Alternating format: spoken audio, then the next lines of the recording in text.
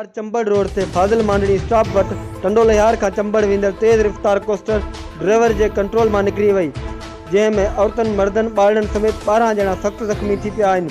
इतला ते DSP चंबड़ लियाकत फौरन पहुची ज़ख़्मियुनि खे टंडोलहार मुंतक़िल कयो।